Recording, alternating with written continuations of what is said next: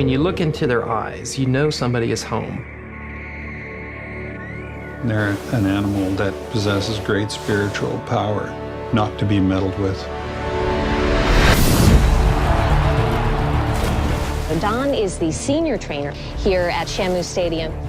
She captured what it means to be a SeaWorld trainer, that it made me realize what happened to her really could have happened to anyone.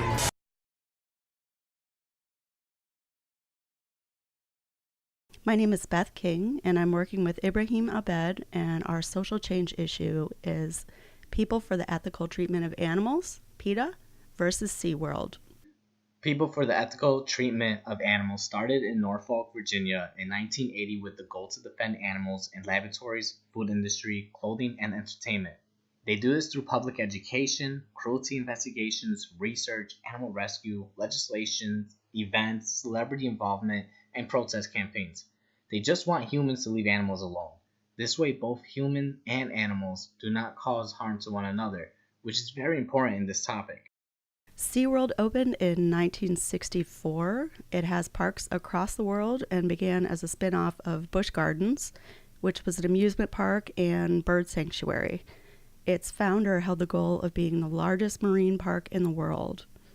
The statement on the slide reflects the organization's narrative and mission, which SeaWorld has worked to convey since its inception, that its parks bring people closer to nature and the ocean through entertainment.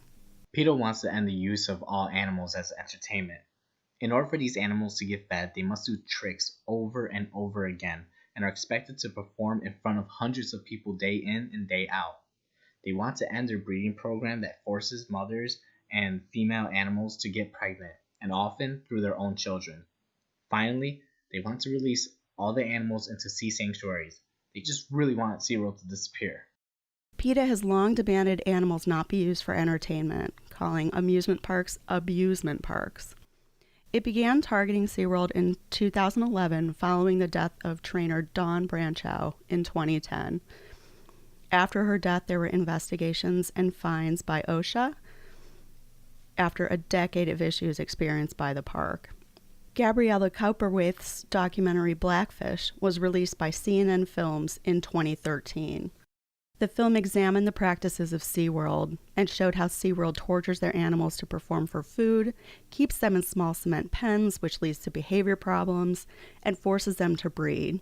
PETA used this documentary to rhetorically criticize SeaWorld's model and called into question the integrity of their conservation narrative. SeaWorld has spent over $10 million to right its reputation on a number of platforms after the release of the film Blackfish. They did an extensive print media campaign and launched a devoted website section, which is now a standalone site, called SeaWorld Cares. The site contains videos of SeaWorld experts and veterinarians explaining that animals are very well cared for. They also launched a social media campaign entitled Ask SeaWorld. SeaWorld's poor corporate PR response was an amazing opportunity for PETA, and they ran with it. Every element, the website, the videos, and social media campaign provided a goldmine of content for PETA along with the film Blackfish.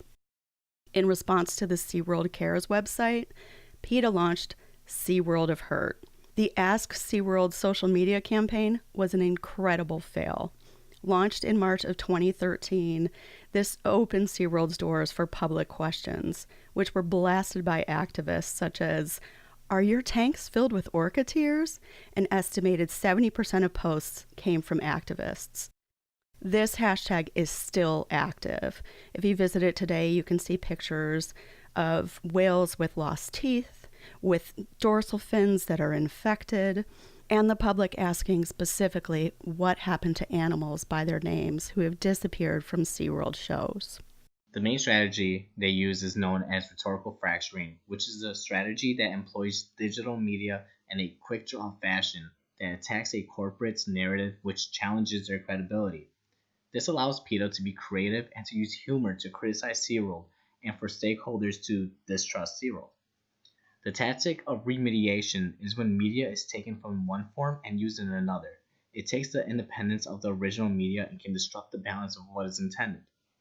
Hypermedia employs their opponent's use of digital technology to critique and to remind their viewers to trust less, criticize, and to fuel their anger against an organization's perceptions of them, which is personally my favorite. Peta used images from Blackfish and SeaWorld in their website. This way, Blackfish and SeaWorld does not stand alone. They use it over and over with the goal of providing proof of how animals in entertainment are tortured. They replay the trailer on their websites, made premieres at events, and this was able to capture newer audiences and to pull celebrities to the cause as well.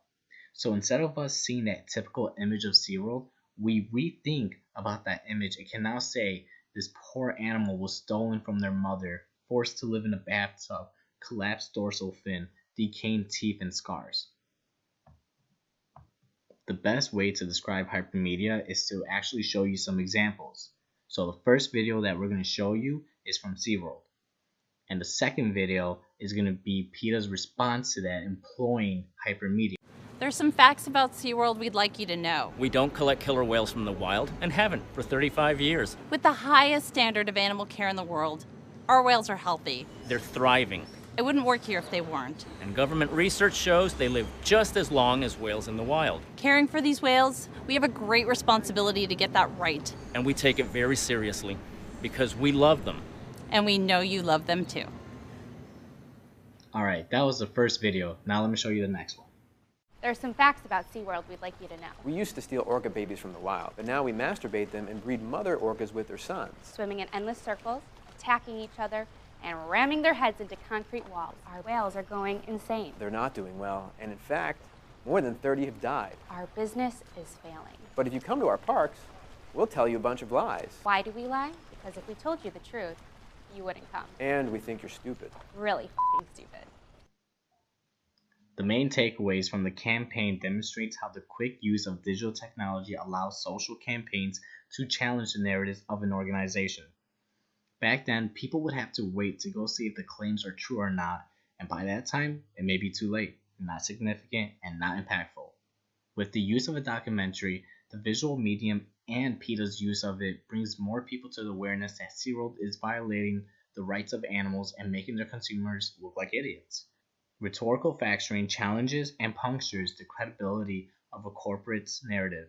This empowers people and the public spirit to know what is actually happening in a quick fashion, to fight back corporate claims and lies, to bring celebrities in the picture, and the ability to make a difference.